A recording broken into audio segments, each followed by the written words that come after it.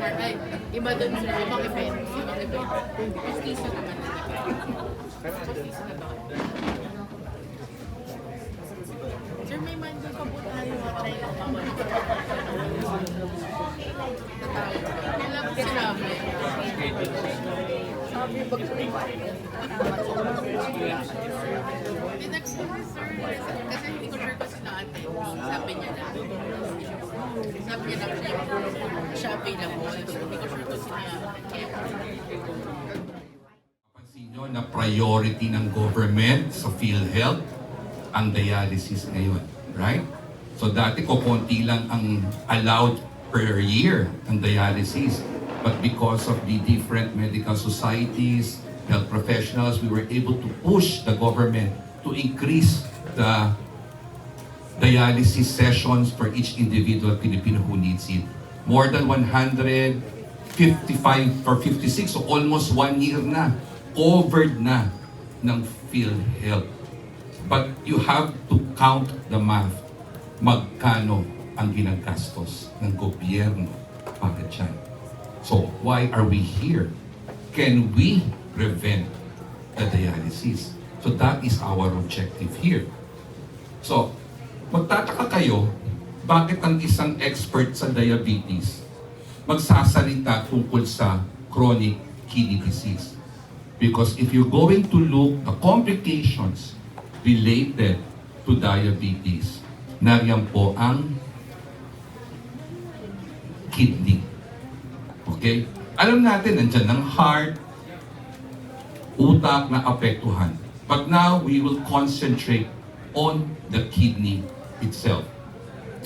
So look at this one.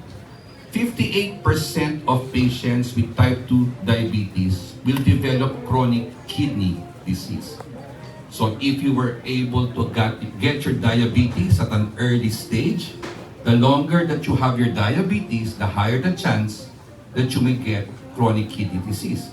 Remember, diabetes is a lifetime illness. So screening is not only for CKD, screening is also for early diagnosis of diabetes.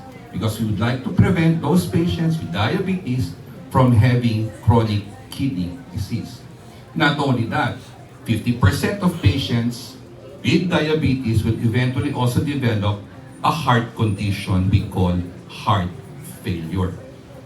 Bakit natin kinakailangan pag-usapan ng kidney tsaka heart?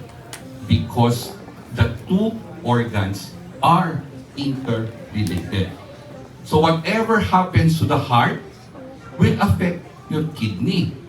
And whatever is the problem in the kidney will affect also the heart of the individual. So makikita din natin, some patients get admitted in the hospital of heart failure. Then when we work up, ay may problema pala sa kidney. Iba naman pupunta sa hospital because of kidney problem, then they extend their stay in the hospital because there was a concomitant heart condition na apektuhan ng kidney yung heart. So, tumatagal ang pasyente sa ating hospital.